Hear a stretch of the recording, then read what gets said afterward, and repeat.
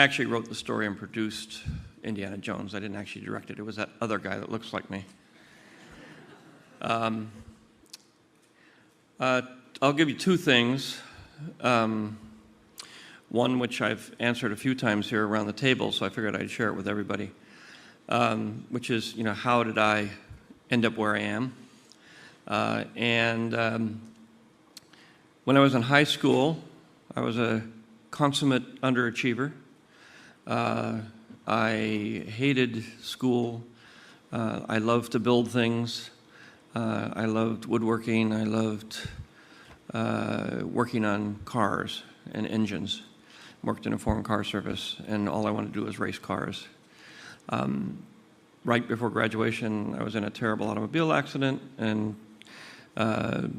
was almost killed, and as a result of that, sort of sat in a hospital for a long time thinking about my place in the world, and decided that I would give education another try, and took my very bad grades to a junior college and discovered social science, the humanities, became very infatuated with anthropology and psychology, and suddenly found something that I really loved, and did very well.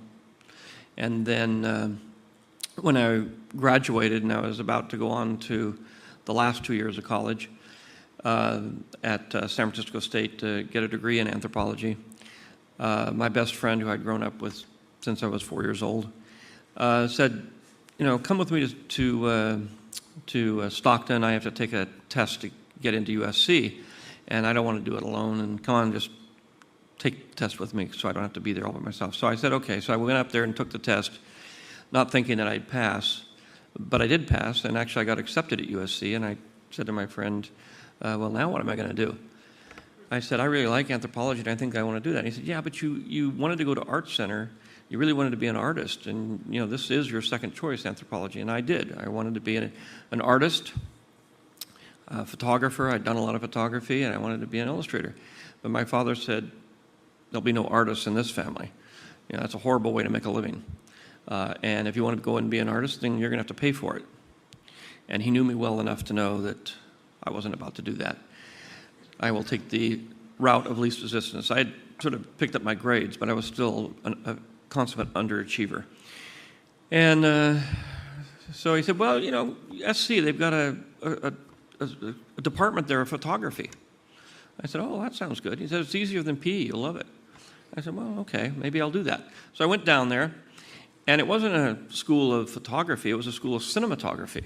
And it wasn't actually a school of cinematography, it was actually a school of cinema, where you learn to make movies.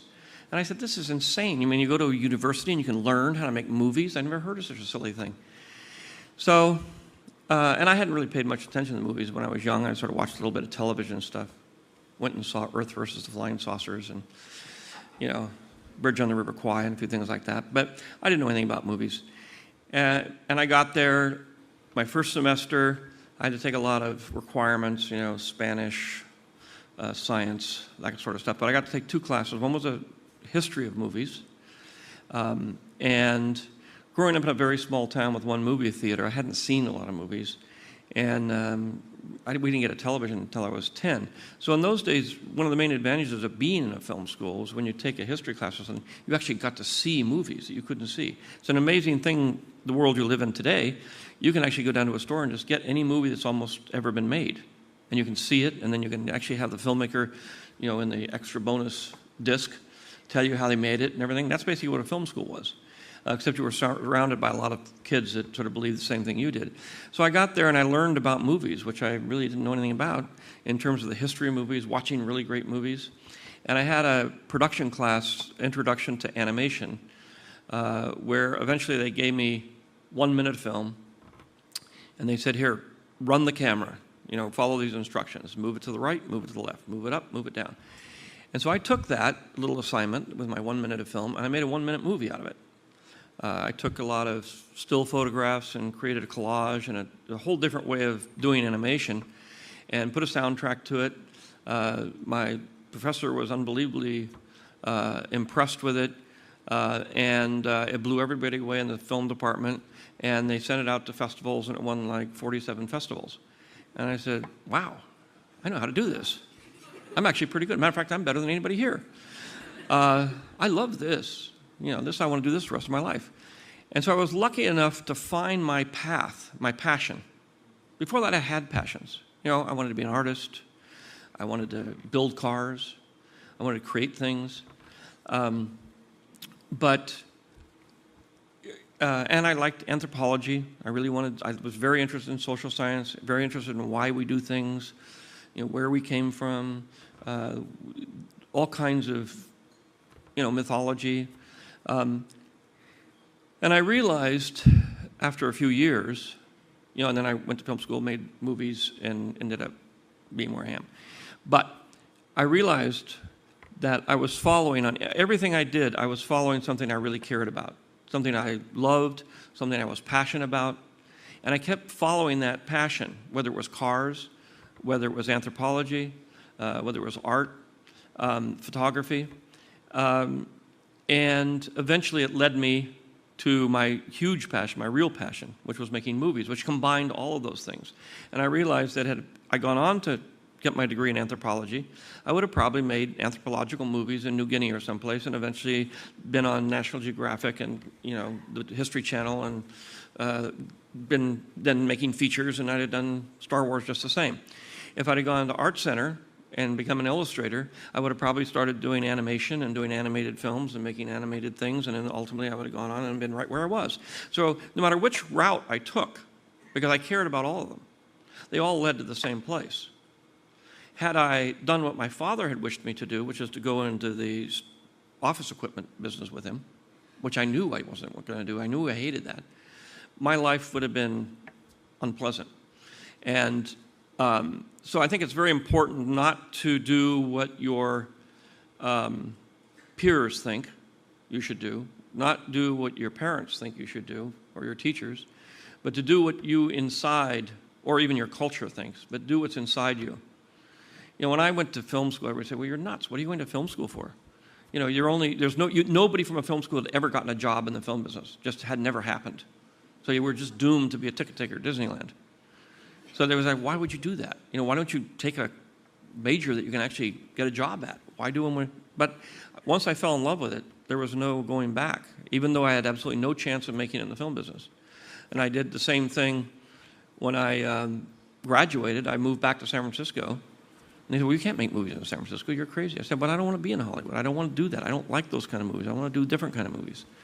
And they said, well, you'll fail. It'll just never happen. And we managed to make it work in San Francisco. So that's the long story of how I got here. Another short story of one thing I discovered along the way is that several speakers up here have talked about happiness. And I've discovered along the way that happiness, you live in two worlds here. Happiness is pleasure, and happiness is joy. It can be either one. You add them up, and it sort of falls under the uber category of happiness. Pleasure is short-lived. It lasts an hour, lasts a minute, lasts a month. And it peaks and then goes down. It peaks very high. But the next time you want to get that same peak, you have to do it twice as much. It's like drugs. You have to keep doing it because it insulates itself, no matter what it is. Whether you're shopping, whether you're, engaged in any other kind of pleasure, that all has the same quality about it. On the other hand is joy, and joy is the thing that doesn't go as high as pleasure in terms of your emotional reaction, but it stays with you. Joy is something you can recall.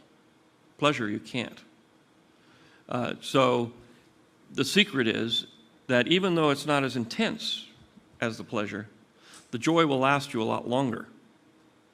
And people who get the pleasure, they keep saying, well, if I can just get richer and get more cars, you'll never relive the moment you got your first car. That's it. That's the highest peak. Yes, you can get 3 Ferraris and a new Gulfstream jet, and maybe you'll get close. But you have to keep going.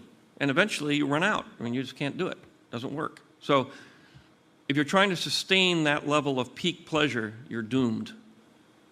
It's a very American idea, but it just can't happen. You just let it go.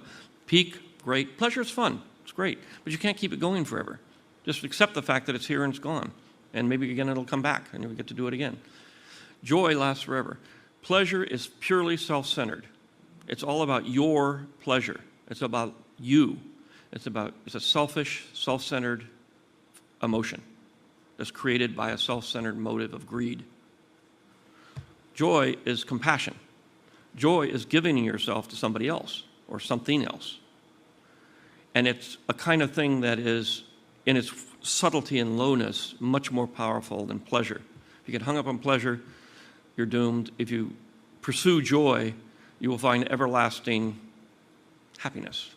So with that, I'm gone. Bye-bye. Thank you.